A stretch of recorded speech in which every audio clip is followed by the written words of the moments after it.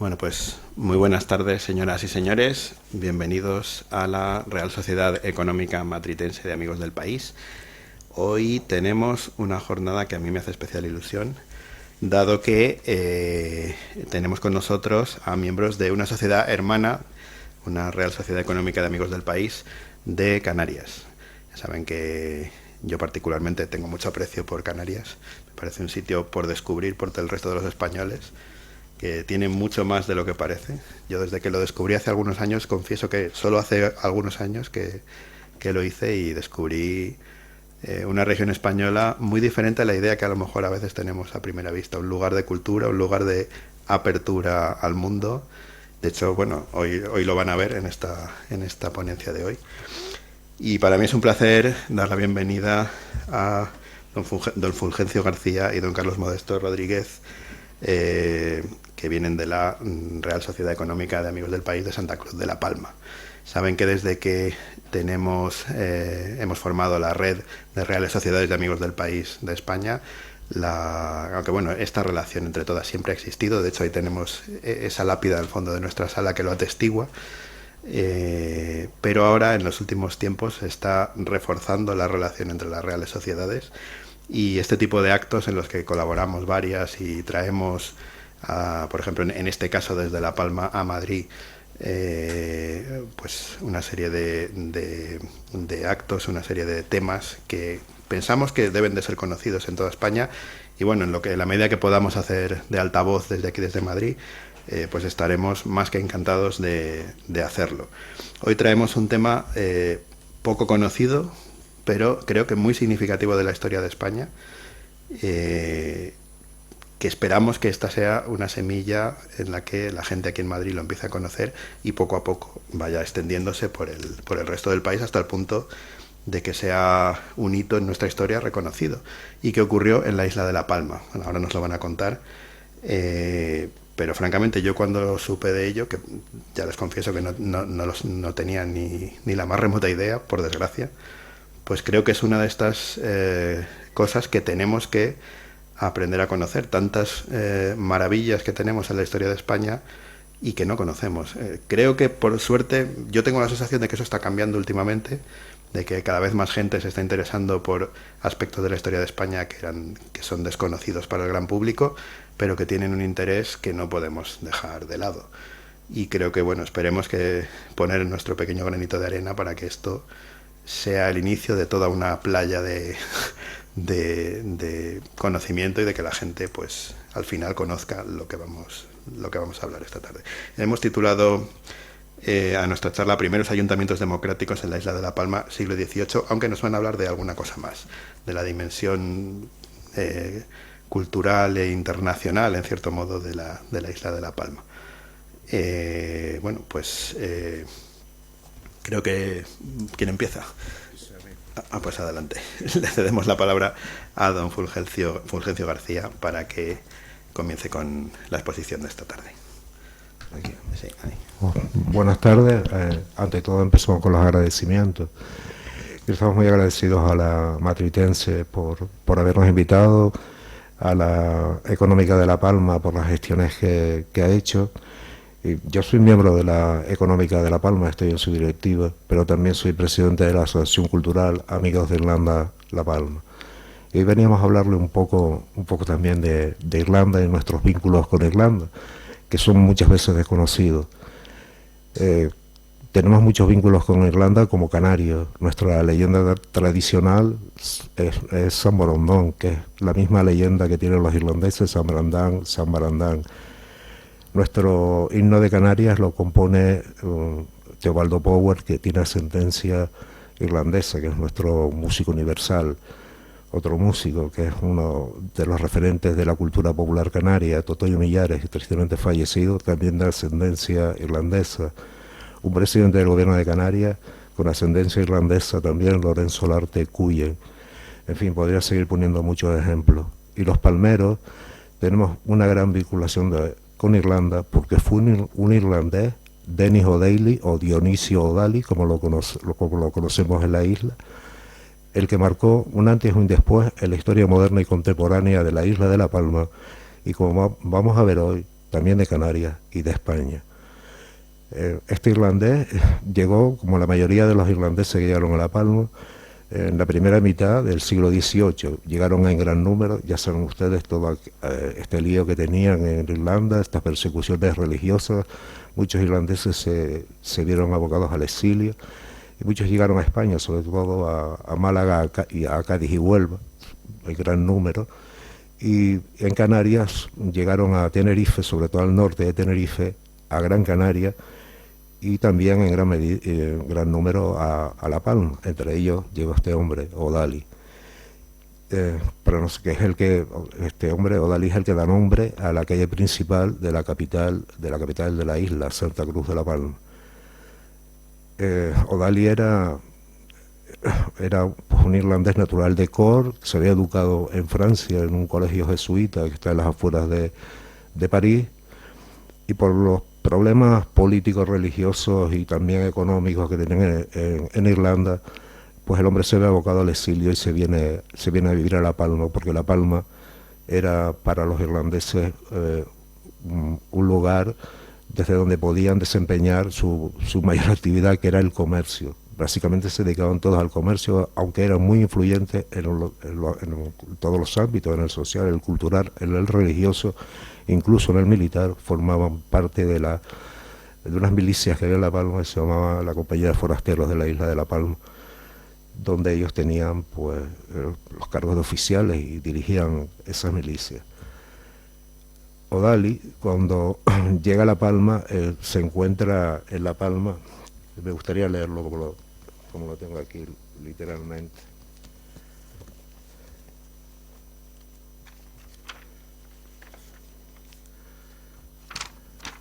Si es que lo encuentro.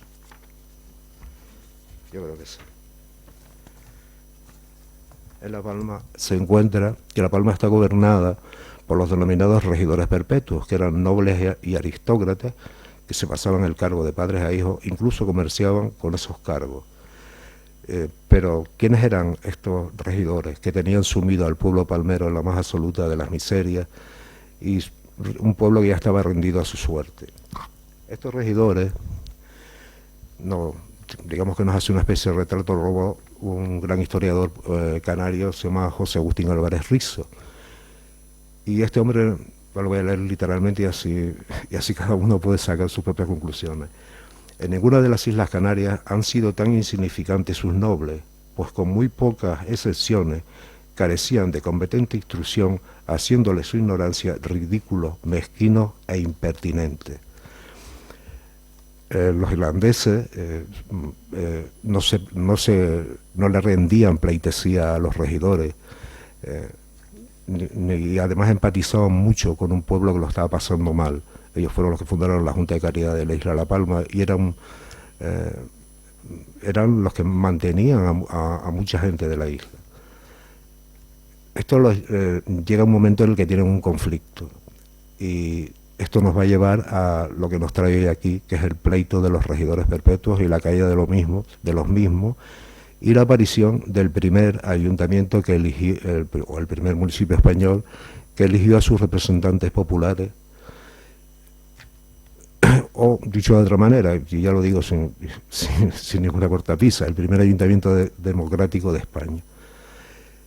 1773, es algo anacrónico hablar de democracia en aquella época, pero bueno, Carlos ahora nos lo va a explicar y lo vamos a entender perfectamente. Para que se hagan una idea, O'Daly, una vez lo nombran síndico personero, aprovechando las reformas de Carlos III, que da voz al pueblo, instaurando los diputados del común y los síndicos personeros. O'Daly, siguiendo la senda de su abogado, que el año anterior había sido nombrado diputado del común, acusa a los regidores de ser prácticamente unos corruptos y de tener sumido al pueblo en la más absoluta de las miserias. O'Daly entabla contra ellos un pleito, el conocido pleito de los regidores perpetuos de la isla de La Palma, y para que se hagan una idea, el pleito este consta de más de 20.000 folios, que están repartidos en 30 ramos y que trata sobre pósitos, aguas, dehesas, montes, el comercio de Indias, gobierno político y actas del Cabildo de La Palma que van desde el año 1509 a 1766. Como diríamos en La Palma, pedazo de pleito este, duró varios años. Y al final pues hay una resolución a favor, dándole, después de 1000 vicisitudes, le dan el Real y Supremo Consejo de Castilla emite una sentencia favorable a Odali, que ya lo va a contar a Carlos, y en esa sentencia hay 3 partes: una que condena a los regidores, otra parte de la sentencia es un acto de desagravio hacia la figura de Odali, que había sido tan defenestrada por los regidores, y por otro lado, y aquí es lo curioso de esto, ¿no?, el rey Carlos III, un rey bastante curioso, la verdad, en la historia de España, es mi favorito, desde luego. Carlos III permite al pueblo palmero, en un hecho único, solo tiene precedentes, elegir a sus regidores. Dicho de otra manera, caen los nobles y los aristócratas, que eran los regidores, y el pueblo elige a sus gobernantes. La caída del antiguo régimen, podríamos decirlo así, y el pueblo elige a sus representantes. Esto sucede 10 años antes de la independencia de las 13 colonias americanas del Imperio Británico con Washington, 16 años antes de la Revolución Francesa con Danton y Robespierre, y 39 años antes de la primera Constitución española en Cádiz, que en su día fue considerada como la más moderna y avanzada de su época. Y bueno, yo se la dejo aquí votando a Carlos, para que Carlos nos cuente ahora cuál es la verdadera dimensión del denominado pleito de los regidores y a las conclusiones que hemos llegado. Bueno, pues ya ven que la cosa está interesante. Por cierto que don Fulgencio García es muchas cosas en la isla de La Palma, aparte de miembro de la económica de La Palma. Bueno, ha sido funcionario del Ayuntamiento de Santa Cruz. Jubilado, gracias a Dios. Presidente de la Sociedad de Amigos de Irlanda y de otras muchas más, ¿no? La he estado contando antes. Y bueno, tenemos aquí con nosotros a una parte destacada de la sociedad civil de La Palma, que es lo que toca. Y bueno, pues ahora don Carlos, que es profesor de historia y que es el que, digamos, está hurgando en la intrahistoria de este asunto, que a mí la verdad que estoy deseando escucharle, porque francamente es un tema que tenemos que aprenderlo para después empezar a reivindicarlo. Adelante, don Carlos. Buenas noches. Los profesores de historia tenemos mala fama, ¿no? De que somos tostonazos y nos enrollamos mucho. Yo voy a intentar que esa mala fama, pues esta noche no brille aquí. Vamos a ver si lo consigo.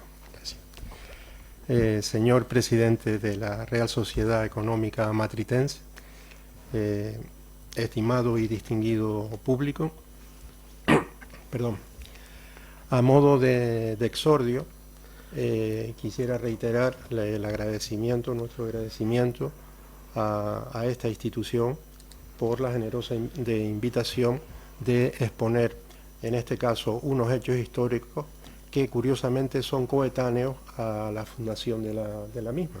Estamos hablando exactamente del mismo momento histórico. También, esto es a lo que aludí ahora, yo no soy historiador, soy un humilde profesor de historia, también feliz y recientemente jubilado, y que he cambiado, pues en este caso, la trinchera del aula por la trinchera divulgativa. Yo impartí historia de España pues casi 3 décadas, y siempre denuncié que los hechos de los que vamos a hablar hoy pues tenían la enjundia y la importancia suficiente como para aparecer en los libros de texto. Y sin embargo, pues no era así. ¿Qué hecho en concreto es? Pues Santa Cruz de La Palma, como ya citó Fulgencio, fue en el siglo XVIII el primer municipio español cuyo ayuntamiento se eligió a los cargos electivos mediante unas elecciones de carácter popular. Esto a fecha de hoy no aparece en ningún libro de texto y es uno de los principales propósitos de nuestra asociación. En mi aula pues siempre me rebelé contra tal olvido, y cuando explicaba las diversas reformas de Carlos III, que son bastantes, siempre dedicaba un apartado especial a este asunto. Y para mi asombro, pues despertaba el interés y participación de los alumnos, que conseguirlo en las clases de historia, y más en los tiempos que corren hoy, pues es bastante difícil. Incluso, pues algunos colegas, otros profesores de historia, me decían que si apenas había tiempo para dar el temario, ¿cómo podía perder tiempo en eso? Y yo siempre les respondía lo mismo. Creo que más que perder el tiempo lo ganaba. Ojalá que al final de esta charla ustedes tengan la misma apreciación que yo.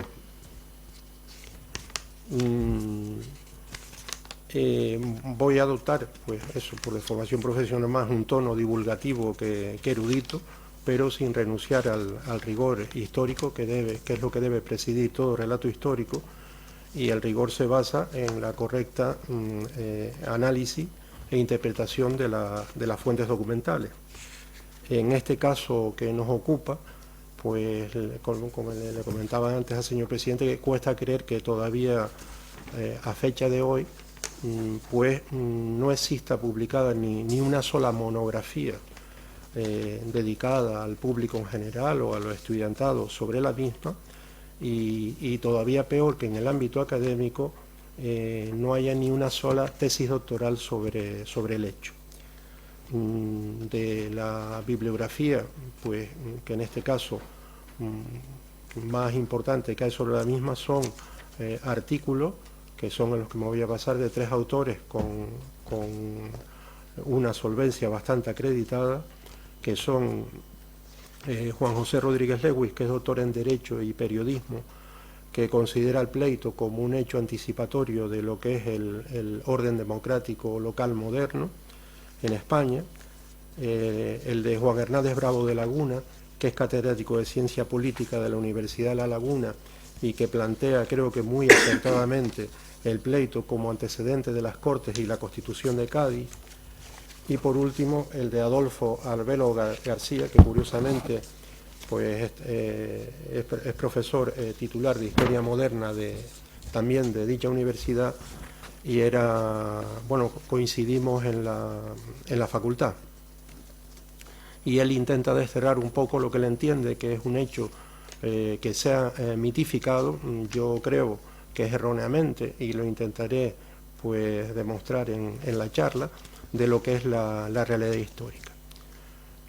El contexto histórico sigue valiendo un libro que a fecha de hoy no ha perdido un ápice de actualidad, que es del insigne historiador don Antonio Domínguez Ortiz, que es Carlos III y la España de la Ilustración. Después hay muchos artículos de prensa que sería muy prolijo nombrar, pero sí hay un artículo periodístico que se publicó en El País en el año 2018 con el sugerente título de El irlandés que emigró a España y cambió la historia. A mí me parece muy acertado y magnífico, porque no ponía el irlandés que emigró a La Palma, ¿no?, sino que emigró a España y cambió la historia, en este caso de España. Y pues, como se suele decir ahora, esta muletilla que a mí no me gusta y sin embargo voy a caer en ella, ¿no? Dicho esto, vamos a empezar ya en lo que es la materia.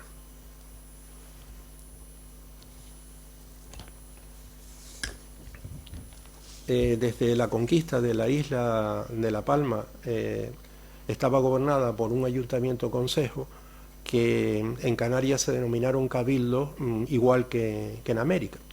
La jurisdicción era para toda la isla, es decir, pues la isla tiene 14 ayuntamientos, en aquel momento el concepto era municipio de isla, es decir, solo había ese consejo, ese cabildo para toda la isla. Su acción de gobierno era a través de ordenanzas que tenían diversas competencias, pues en materia de abastos, urbanismo, orden y seguridad ciudadana o salubridad. Estaba integrado por un reducido número de regidores, no más de 8, que sería el equivalente a lo que en la actualidad llamamos los concejales, variables según las islas, en nuestro caso eran 6, y estaban nombrados por el monarca con carácter vitalicio, es decir, hasta su fallecimiento. Esos cargos obviamente recayeron siempre en la nobleza, que a través de alianzas matrimoniales acabaron pues constituyendo una oligarquía endogámica, que llevó a que un escaso número de familias pues ostentaran todas las regidurías. En el caso de La Palma, cuando llega este momento histórico, prácticamente 3 familias tenían copado toda la regiduría. Estos cargos durante el antiguo régimen, llegó un momento que en este caso la corte, una manera de obtener ingresos fue la compraventa de cargos. Es decir, en el siglo XVIII, cuando estos cabildos entran en decadencia en todo el país, y el motivo fue estrictamente económico, es decir, esta nobleza, pues digamos que barría para casa, se olvidaba del pueblo, y la mala gestión promovió y hizo que se produjeran muchas sublevaciones, como vamos a ver, pero en el caso de La Palma estaba agravado por las numerosas corruptelas de esos regidores que usaban los recursos municipales en beneficio propio. Como la corona era consciente de estos hechos, Carlos III, que fue un monarca reformista, pues yo siempre he dicho que fue, no se puede entender la historia contemporánea de España, pues se enseña que empieza con las Cortes de Cádiz, pero hubiera sido imposible sin las reformas de Carlos III, pues dentro de ese programa reformista, yo creo que si hay un monarca que encarna perfectamente lo que era la filosofía del despotismo ilustrado, el todo para el pueblo, pero sin el pueblo era él, me refiero dentro del contexto europeo. Entonces planteó una reforma de la administración municipal, cuyo objetivo era reducir precisamente el poder, limitar el poder y los privilegios de esa oligarquía que tenía las regidurías en los municipios. Esa reforma la promovió el ministro Campomanes. Bueno, lo de ministro es, para entendernos, los ministros pues no, en este momento no se llamaban así, eran secretarios de Estado, pero bueno, este es el antecedente de lo que después eran los ministros. Producto de, como dije, de los sucesivos motivos que se produjeron, sobre todo en 1776, con lo que la historiografía pasó a la historia como el motín de Esquilache, pues en este caso se aceleró la implantación de esa reforma. El profesor Arbero lo expresa muy bien cuando dice que la monarquía se vio forzada a realizar reformas en la administración municipal, en la que destaca la participación directa de los sectores populares en la fiscalización de los ayuntamientos, especialmente en los que respecta a bastos y mercados, y de este modo contribuir a apaciguar el descontento de la población. Como decía, estas sublevaciones pues tuvieron un gran componente de crisis económica de subsistencia.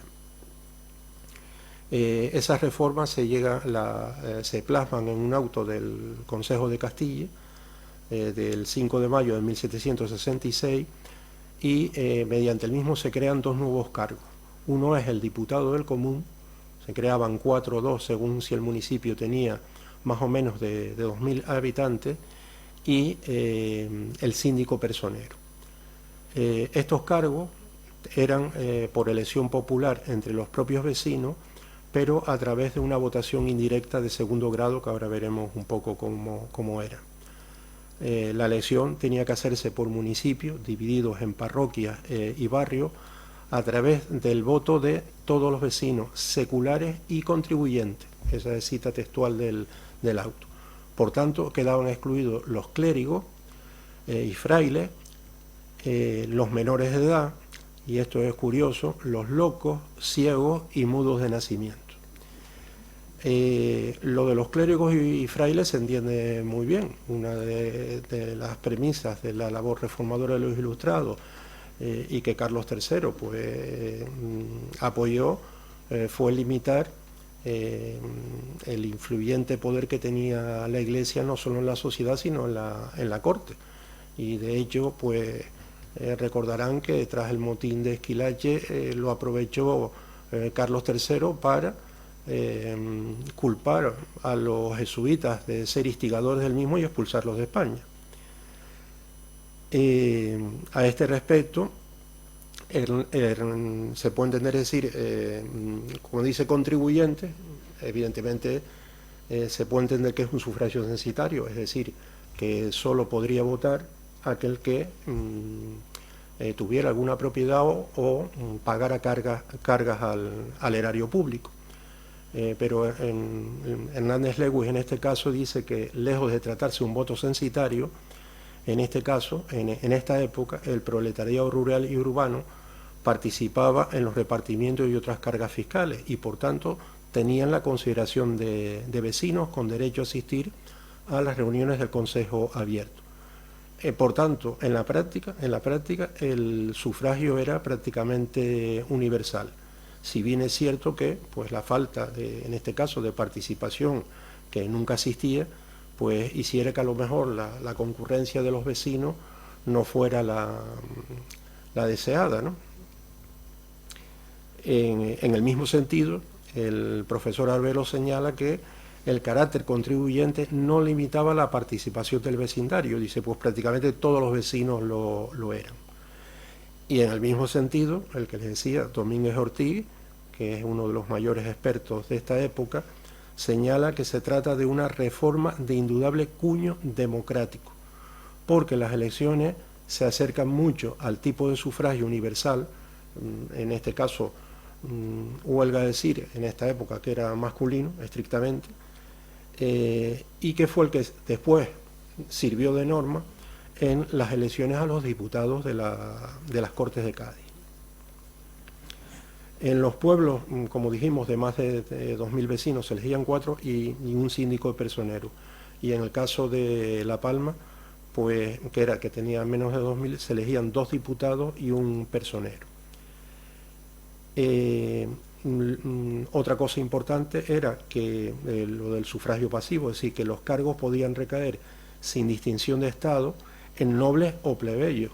Y esto sí ya es una reforma inédita y de gran calado y trascendencia en una época que todavía existía las rigideces de lo que era la sociedad estamental. El sistema era que cada barrio o parroquia, en un consejo abierto, elegía a 12 comisarios, vamos a llamarlos compromisarios para entendernos, o electores, los cuales a su vez eran los que después elegían al diputado del común y al personero. Por eso se decía que es un sufragio indirecto de segundo grado. Algunos han querido decir, pues denostar el hecho de que este proceso no fue democrático, amparándose en esto, ¿no? Pero el argumento se cae por su propio peso, porque pues todo el siglo XIX español, prácticamente, hasta que a final de siglo llegó el sufragio universal con Sagasta, el voto fue censitario y nadie cuestiona esa democracia censitaria. Y curiosamente en unos índices que oscilaban entre un 3% de la población y un 30%. Aquí estamos hablando de que casi el 80, el 90% de la población votaba. Y lo del sistema indirecto por compromisarios de segundo grado, pues es como se estableció en la Constitución de Estados Unidos y se sigue eligiendo, y se elegirá ahora en noviembre al presidente de los Estados Unidos. O sea que el argumento, cuando digo los que pretenden denigrar el hecho de que no, esto no es democrático porque era así, como digo, se caen por su propio peso. El objetivo y el principio, y esto está sacado del auto, es bastante clarividente. Dice, evitar a los pueblos todas las vejaciones, en este caso como la época está con X, que por mala administración o régimen de los concejales padezcan en los abastos. Es decir, lo que proponían, pues obviamente al pueblo eran las cosas del comer, como decían nuestras abuelas. Los diputados del común tenían voz y voto y se encargaban precisamente de eso, de los abastos, de la parte económica, de revisar los pliegos, podían hacer auditoría, facilitar la libertad de comercio. Al poco tiempo, en 1769, hubo una reforma que ya les dio las mismas competencias y los equiparó a los que eran los regidores perpetuos hasta ese momento. El síndico personero, por su parte, tenía voz pero no tenía voto, y este era el mediador con el pueblo, ¿no? su función estaba orientada a perseguir el bien común, exponiendo en las reuniones del ayuntamiento las peticiones que pudieran beneficiar a los vecinos. Cito otra vez a Hernández Lewis, dice: el personero devino en el auténtico representante del común, es decir, del pueblo, por su activa participación en los plenos, sus iniciativas de reforma y sus reclamaciones, denunciando de forma persistente las irregularidades cometidas por los regidores, que como ahora veremos no eran pocas. En este sentido, pues creo que, no sé si saben que el defensor del pueblo en Canarias se llama el diputado del común. En realidad, sensu estricto, debería haberse llamado el síndico personero, porque es precisamente esta función que ejercía el síndico personero en este momento, pues la que ejerce en la actualidad el diputado del común, que también, pues dicho sea de paso, pues es el único organismo oficial de Canarias que no tiene sede en ninguna de las islas capitalinas. Y bueno, aunque el nombre no gusta mucho, pero bueno, en Canarias tenemos la singularidad, yo creo que mundial, que tenemos dos capitales, ¿no? Y se van alternando, ¿no? El diputado al común, precisamente debido a estos hechos históricos, pues tiene la sede central en Santa Cruz de las Palmas y después tiene adjuntos en el resto de las islas. ¿Cómo reaccionaron los regidores perpetuos y vitalicios ante esta reforma? Pues la verdad que lo consideraron una intromisión intolerable, y que en la práctica pues suponía perder sus prerrogativas, sus privilegios, y claro, cuestionaba el monopolio del poder que hasta ahora tenían sin límite alguno.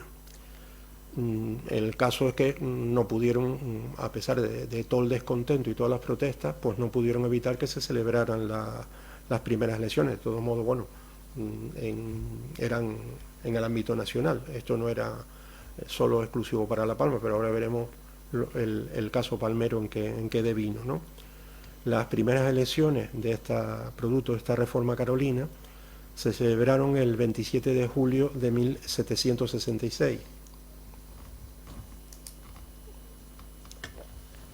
Y en la elección del año siguiente sería elegido síndico personero nuestro personaje, al que se refirió antes Fulgencio Dionisio O'Daly, este comerciante irlandés afincado en nuestra isla.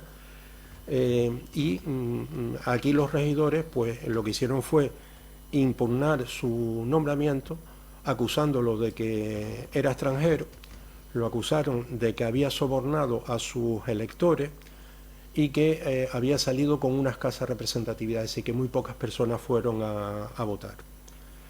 La práctica de la impugnación, en este caso electoral, fue la artimaña, el ardid que encontraron estos regidores para sabotear el proceso, ¿no?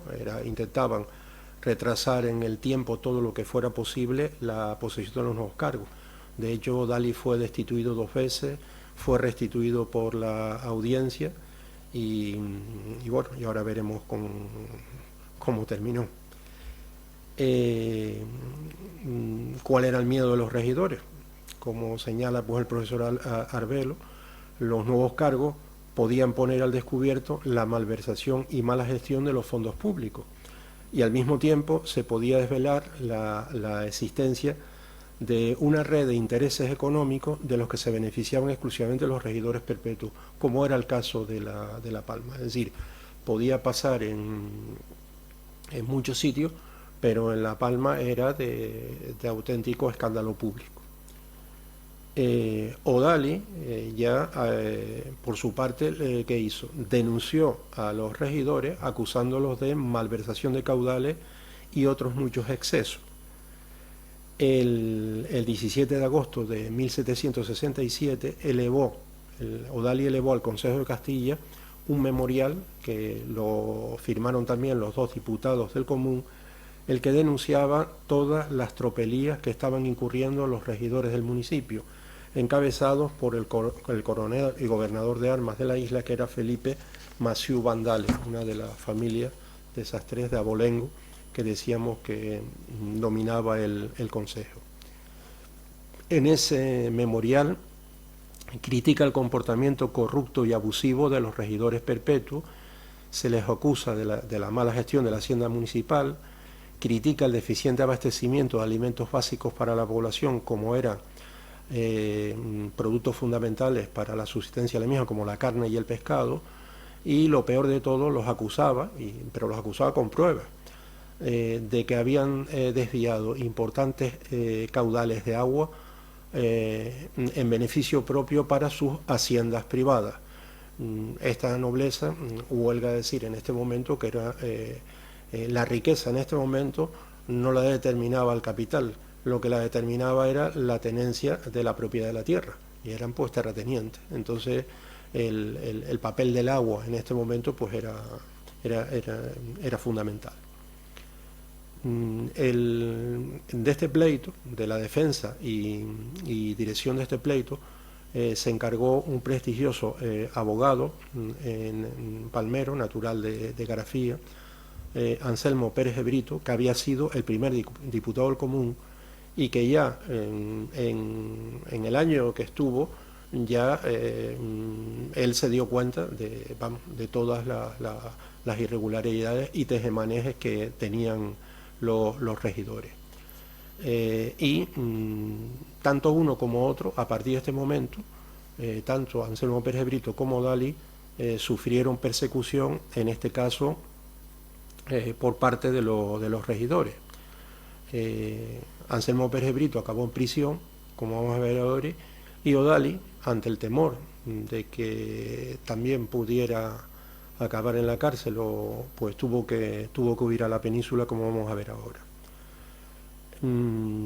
Los regidores acusaban a Odali de que hacía el pleito, ese litigio en su propio beneficio, al ser el comerciante, pues en este caso abastecía de víveres a la isla. Le acusaban de usurpar tierras comunales, le acusaban de soliviantar al vulgo, es decir, a las clases populares. El vulgo es como denominaba en este caso pues la nobleza al pueblo, e indisponerlos contra los regidores perpetuos. A Odali lo reclamó el comandante general Miguel López de Heredia para interrogarlo,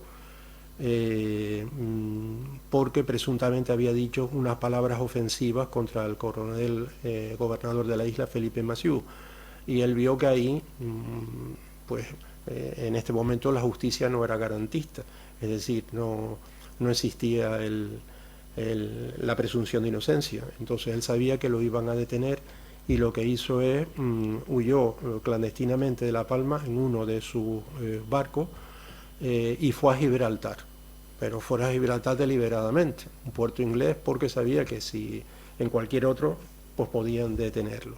De ahí fue a la corte, en la cual tenía influencia a través de acomodados irlandeses que también estaban en la corte, y allí pudo defender el conflicto, el litigio que había presentado.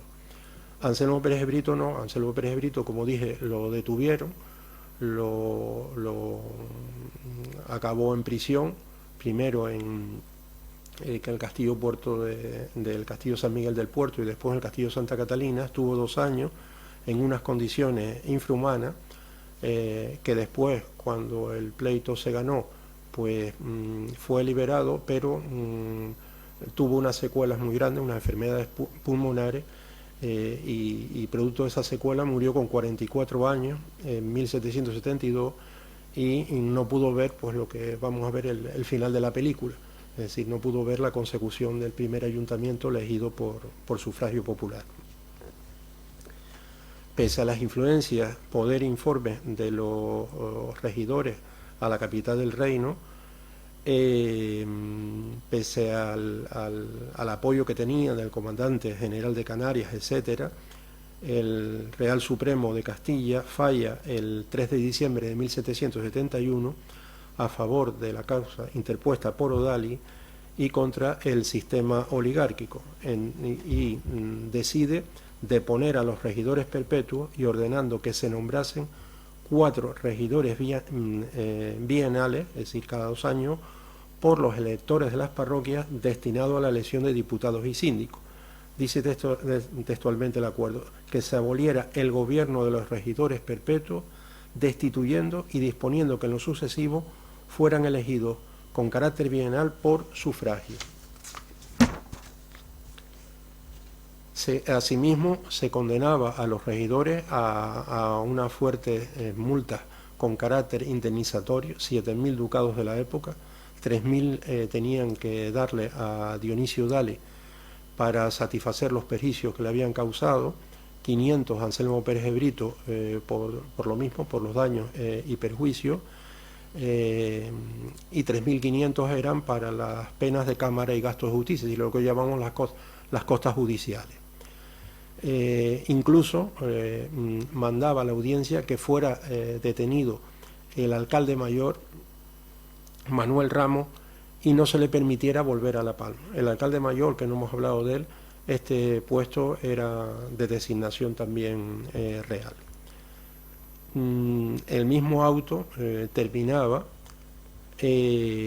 refiriéndose a Odali, que en su función de síndico personero, dice textualmente, había cumplido y desempeñado este oficio con exactitud, celo, honor, desinterés y amor al público. Creo que más, como suele decirse, se puede decir más alto, pero no más claro.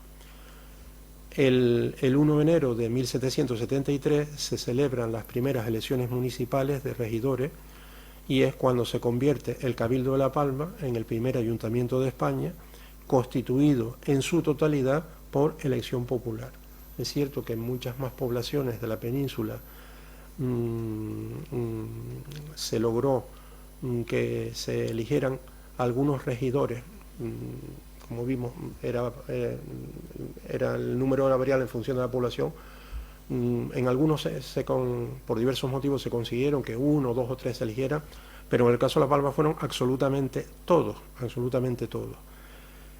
Y este hecho pues ocurría, inédito en todo el antiguo régimen, pues ocurría 14 años antes de la primera constitución democrática de la historia, la de 1787 de Estados Unidos, y 16 años antes de la Revolución Francesa. Entonces, esto es para poner en contexto lo que significaba este hecho.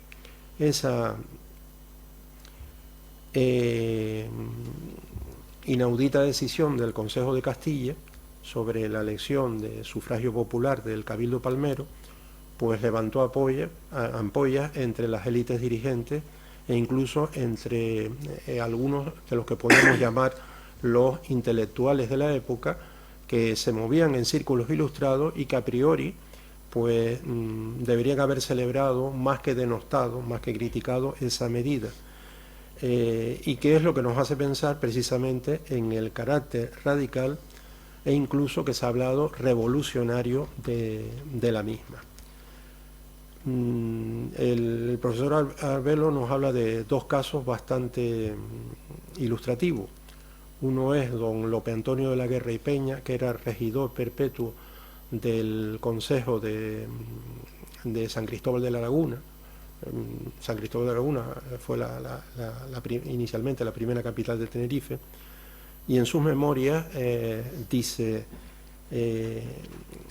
la isla de La Palma se ha trastornado después del nombramiento de diputados de abastos y personeros, y se han suscitado graves cuestiones que la han puesto en confusión y desorden.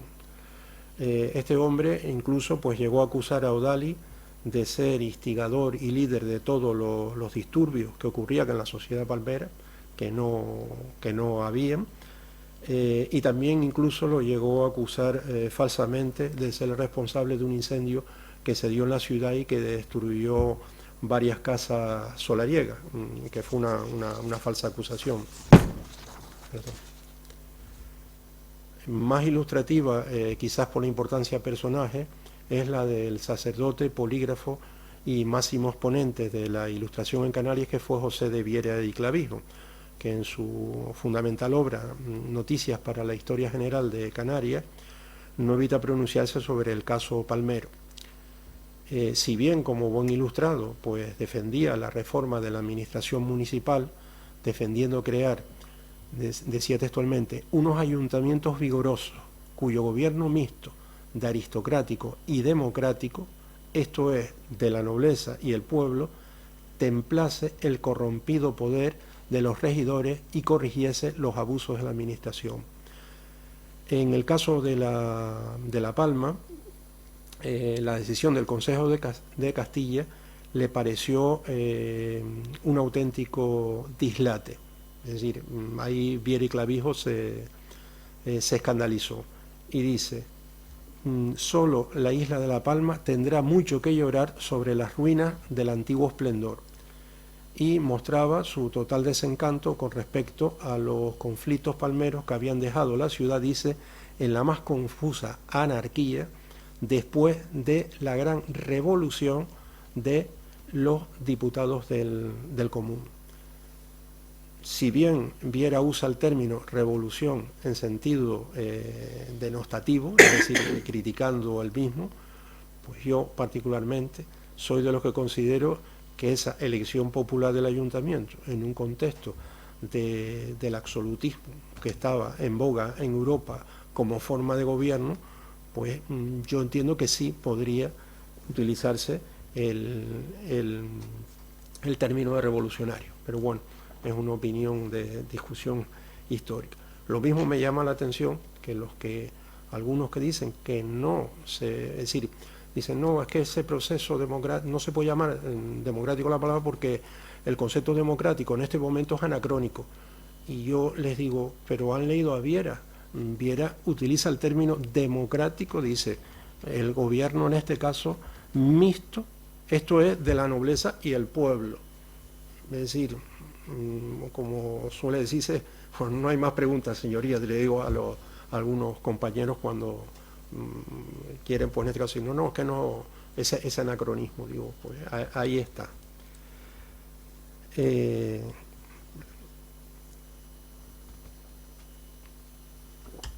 Les comentaba al principio que uno de los fines de nuestra asociación era lograr el justo reconocimiento de este hecho y que se incorporara a los libros de texto. Otro que pretendemos es que, esto es, pues a lo mejor es ser iluso utópico, pero no renunciamos a ello, es que igual que la UNESCO pues ha reconocido el Reino de León como la cuna del parlamentarismo, ¿no? Como dice el testimonio más antiguo del sistema parlamentario europeo, en palabras de dicho organismo, la UNESCO, pues nosotros queremos que se reconozca a Santa Cruz de la Palma como la cuna de la municipalidad democrática moderna. Y ya termino. Les indiqué al principio mi condición de docente, o en este caso de ex docente, y me voy a permitir en este noble foro pues la licencia de terminar de la misma manera, con la misma conclusión que les decía mi alumnado en las clases. Creo que a tenor de lo que hemos visto, de lo que hemos expuesto, y esto voy a poner la venda antes de la herida, es una opinión también muy particular, en la que me pueden tildar tranquilamente de chauvinista, pues si enseñamos a los escolares que la cuna de la democracia es Atenas, pues tampoco es descabellado afirmar que la cuna de la democracia moderna en España pues se da en Santa Cruz de la Palma.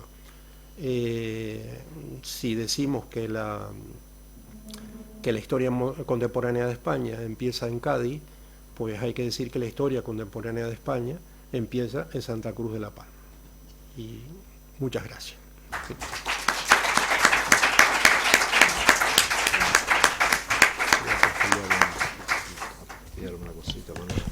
Muy bien. Bueno, como habrán podido ver, la cosa merecía la pena, ¿no? Y vamos a tomar esta última arenga y a ver si somos capaces de difundirla. Creo que don Fulgencio nos quería decir alguna cosa. Solamente una cosita a raíz de todo lo que hemos escuchado. Son unas palabras de un vecino de aquí de Madrid que todos conocen, se llama Felipe VI y es el rey de España. En una visita que hizo a La Palma en calidad de príncipe para inaugurar un telescopio del Centro de Astrofísica que tenemos en La Palma, el Centro de Astrofísica del Roque de los Muchachos, uno de los más importantes en el mundo, el rey dirige estas palabras al pueblo palmero. Lo voy a leer literalmente. Vuestro talante pionero no solo sirvió para fundar pueblos y ciudades al otro lado del Océano Atlántico, sino también para impulsar el curso de la historia española. Es justo recordar que fue Santa Cruz de la Palma el primer municipio español que eligió a sus representantes populares dentro del programa de reforma del rey Carlos III. Y si lo dice el rey, pues viva el rey.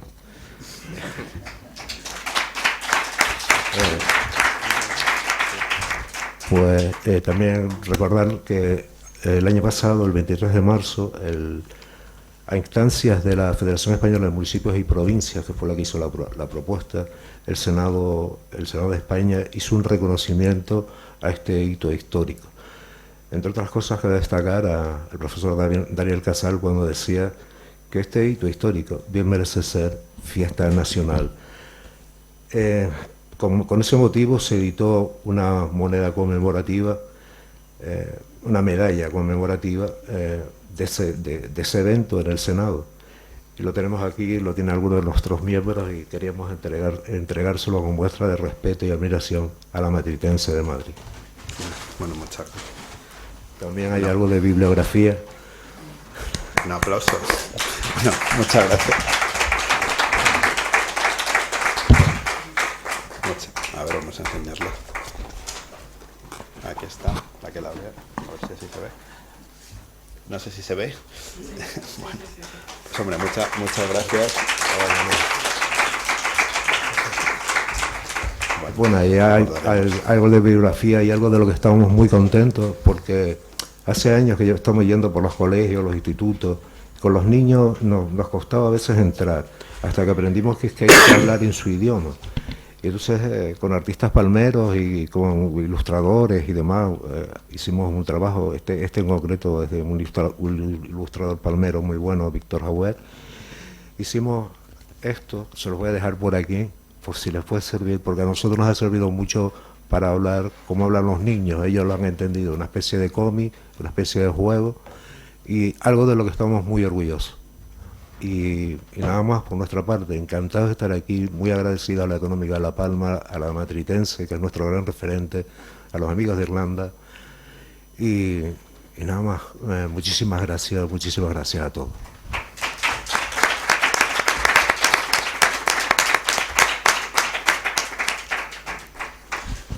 Yo la verdad es que solamente querría decir una cosa, y es que bueno, todos recordamos lo que pasó en La Palma recientemente con el volcán.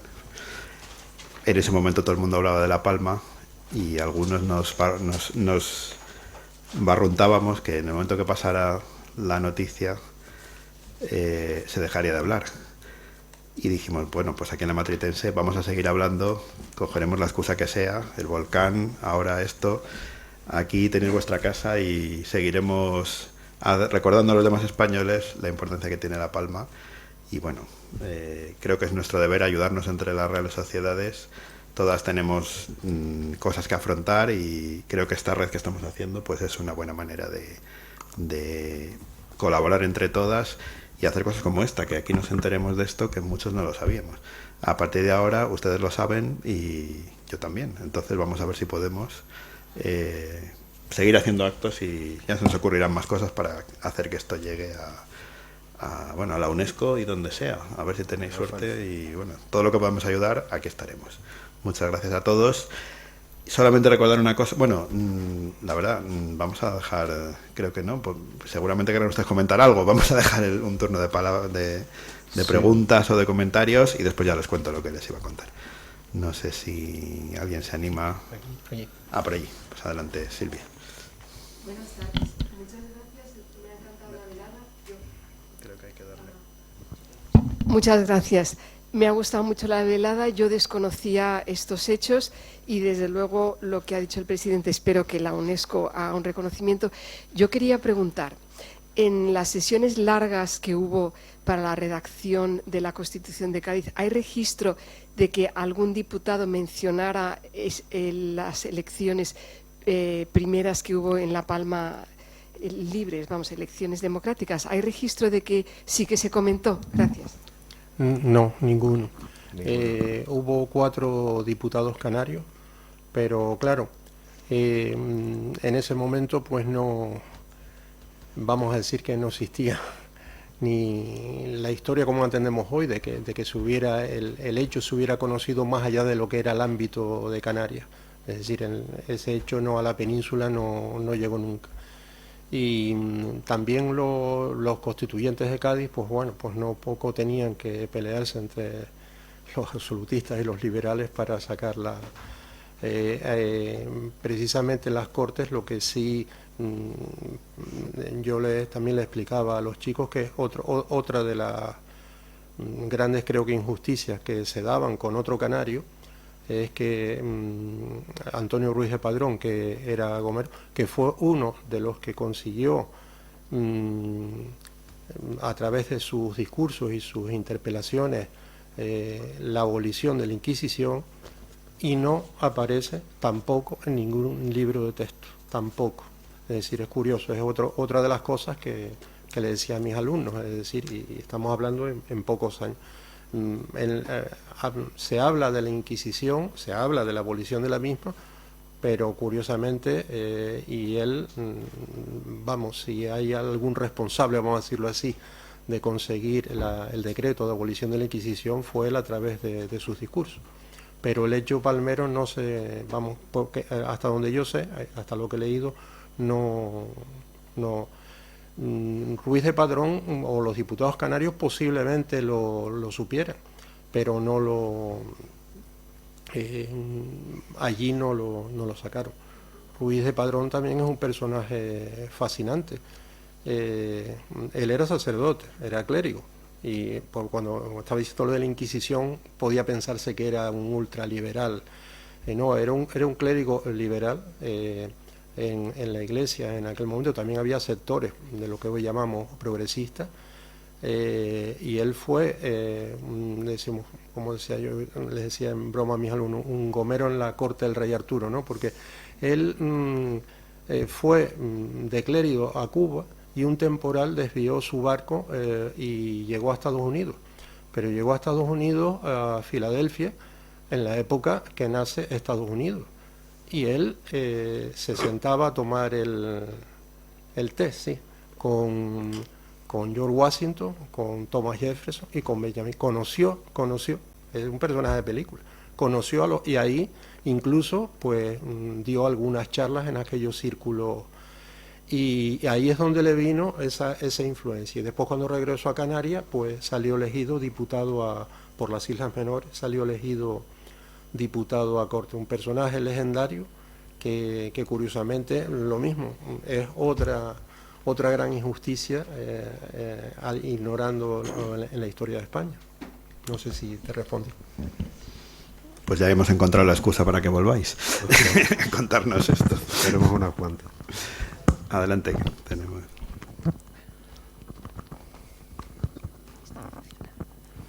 Buenas tardes. Bueno, yo quería también felicitarles porque ha sido muy ilustrativo, porque desconocía totalmente que la isla de La Palma hubiera sido el primer ayuntamiento democrático, por así decirlo. Entonces, y también desconocía la conexión con Irlanda que han tenido. Y yo quería preguntarles si el resto de las islas se sumaron al ejemplo que dio la isla de La Palma. No fue un ejemplo único. Es decir, en este caso, como fue por sentencia judicial de un pleito, pues fue una sección, pero a la que no pudieron acogerse el resto de en este caso, de los municipios, sino seguían eligiendo a lo que era el síndico personero. Si tenían una gobernanza que no era corrupta, pues siguieron los regidores perpetuos, pero con esos 2 cargos de diputado al común y síndico personero, pero no pudieron agarrarse como a esa sección para exigir la suerte nuestra fue que de esa corrupción pues se consiguió esa elección popular, que repito, muchos dicen, no, es que no se puede, digo, pero es que cumple todos los requisitos vamos, antes cuando hablaba lo de Estados Unidos, en las elecciones norteamericanas, se establecía que solo podían votar es decir, solo podían votar los blancos y con bienes raíces, pero tenían que tener unas propiedades censitarias, es decir, y por un sistema indirecto. Es decir, que si hacemos comparativos, pues era más universal y más democrático la elección que se hizo en Santa Cruz de la Palma que la que sí se después consideró como paradigma de la democracia, que fue la de Estados Unidos. Es decir, ahí es donde... Pero claro, en este caso la excepcionalidad fue producto de ganar un pleito, un litigio en el que yo siempre he dicho que, bueno, eso ya es una opinión particular, que en esa guerra de Carlos III para restar el poder a la oligarquía y a la Iglesia, en este caso a esa oligarquía, yo creo que el caso de La Palma fue un aviso a navegantes, como diciendo, o hacen una gobernación para el pueblo, o aquí hay un precedente donde pueden ser, esa es mi interpretación personal, de que fue un aviso a navegantes. Antonio Domínguez Ortiz incluso dice que no es incompatible hablar precisamente del sistema democrático en este momento, porque eso, por ejemplo, no lo iban a permitir nunca en lo que era la estructura del Estado. En los municipios les convenía, se ganaba el apoyo y el fervor real. ¿Algún otro comentario?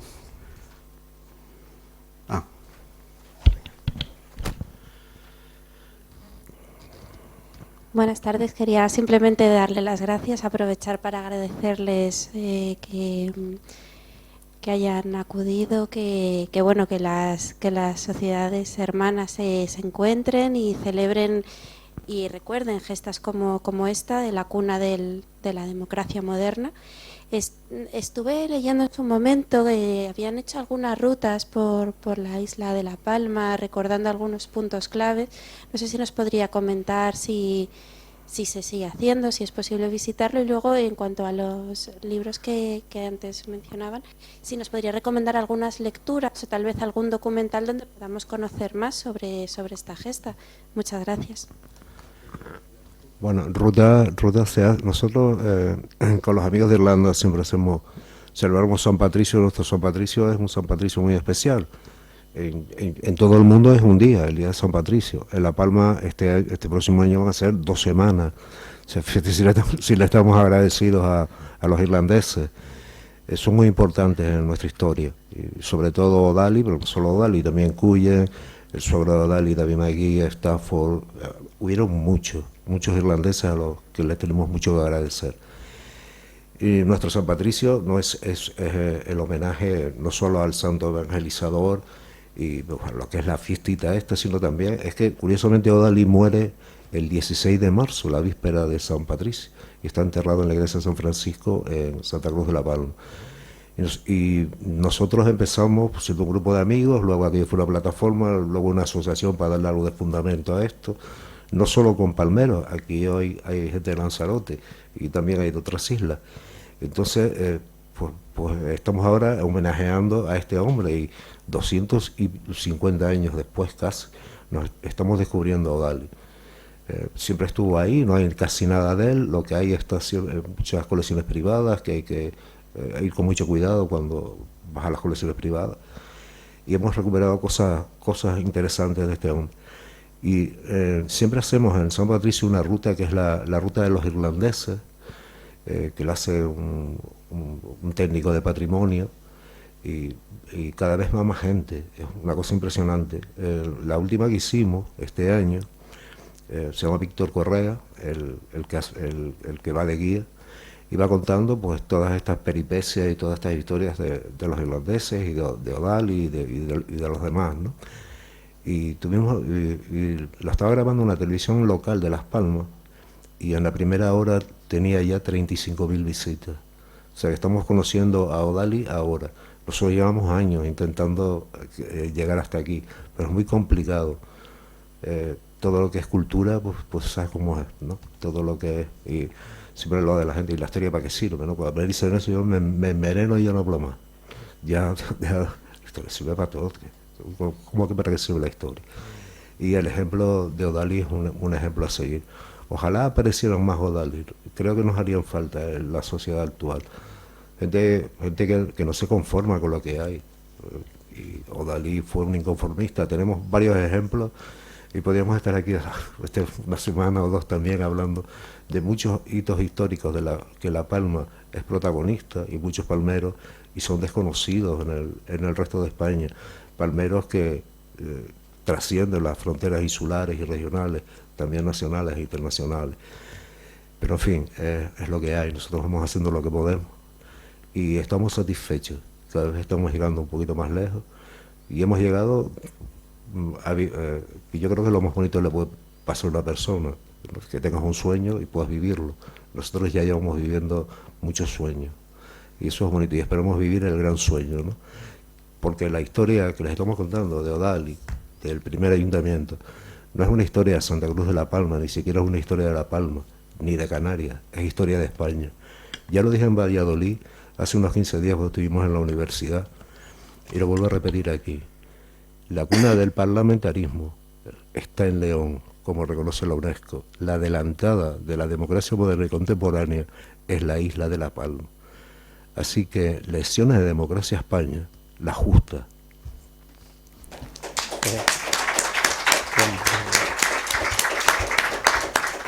Con respecto a las publicaciones, lo que te puedo decir es lo que comentaba antes, que yo soy el primero sorprendido de que es eso, un tema tan trascendental, pues eso, no hay ninguna monografía. O sea, hay una novela que está muy bien estructurada, que narra la vida y obra de Odalí, pero en plan novelesco. Hay una tesis doctoral, pero es solamente desde el plano jurídico y es de hace por lo menos 60 o 70 años, pero histórica no. Y entonces lo que hay, así, artículos desarrollados, esos 3 que yo nombré, si te los puedo pasar si quieres, son bastante largos, pero están, vamos, bueno, y además son tres autores que de una solvencia indiscutible, vamos, tienen muchísimas publicaciones. La presencia de irlandeses en La Palma no es Odalí, son muchísimas y muchísimas familias. Fulgencio ha citado algunas. Yo como anécdota les cuento que en mi hoja de servicio ponía 39 años, 8 meses y 22 días de clase. El primer día que di clase tenía un alumno que se llama Lynch, de ascendencia irlandesa, y cuando me jubilé, pues había una alumna que era Lynch, es decir, todas las generaciones y familias Lynch que fueron pasando por mis manos, ¿no? Yo decía, en broma les decía, digo, la familia Lynch me va a tener que hacer un homenaje a mí. Así. Muy bien. Pues hombre, creo que podemos poner igual la referencia de las publicaciones en la web y así todo el mundo puede. Y por cierto, les recuerdo que esta conferencia se está grabando, luego la subiremos a YouTube y ahí estará para el que la quiera escuchar, con lo cual seguimos haciendo granito de arena. Y lo de las tesis doctorales, está claro que entre las sociedades tendremos que impulsar que la gente se anime a esto, ¿no? Que haya algún estudiante de historia, de doctorado, que quiera hacer una tesis sobre esto. Y a ver si se anima a ir a La Palma y les contamos esta película donde sucedieron los hechos. Ahí, hombre, eso estaría fenomenal. sin ningún problema. Encantadísimo. Pues mira, ahí ya tendríamos que pasar del autobús al avión, pero bueno, todo es ponerse. Pues bueno, no sé si hay alguna última intervención. Si no hay ninguna más, pues bueno, creo que podemos dar por cerrado este acto a la espera de que este otro tema que nos han planteado lo cojo al vuelo para que volverlos a invitar otra vez y seguir hablando de La Palma. Solamente 2 apuntes para los habituales de la casa y para quien quiera, por supuesto. Saben que este mes participamos en Madrid Otra Mirada, que el tema de este año es Antonio Palacios. La conferencia principal va a ser Antonio Palacios en la arquitectura madrileña el día 17, que estará el arquitecto Álvaro Bonet López, que es un especialista en la figura de Palacios. Y bueno, nuestro próximo acto será el martes 8 de octubre y se titula Verano de 1212, Calatrava la Vieja en vísperas de la batalla de las Navas de Tolosa. Es un tema también bueno, de profundidad histórica y espero bueno, verles por aquí. Y solamente una cosa más, un anuncio que está fuera de programa, que acabamos de cerrarlo, saben que a veces surgen estas cosas. Vamos a volver a tener el día 22 de octubre a Marcelo Gullo. Vendrá otra vez aquí a la Matritense y nos hablará sobre mitos y verdades de la conquista de América. Así que esto ha surgido ahora en estos últimos días y no está en el folleto. Lo tienen ya en la página web, pero en cualquier caso, bueno, iremos publicitándolo porque también será una fecha destacada, ¿no? Un acto destacado. Nada más, muchas gracias. Ahora, bueno, les vamos a entregar a nuestros ponentes, que también tenemos un pequeño regalo para ellos. Aquí les vamos a cargar con peso. Una bolsa. Nuestras publicaciones, creo que son las últimas publicaciones de la Matritense y bueno, esto es este tocho por duplicado, lo solemos dar a nuestros ponentes, es la historia de los planos de Madrid, los planos de la época en la que no había plano de Madrid y luego los planos del siglo XVI al XVIII. Bueno, muchas gracias. Y nada, pues nada más. Espero verles en la próxima ocasión. Buenas tardes.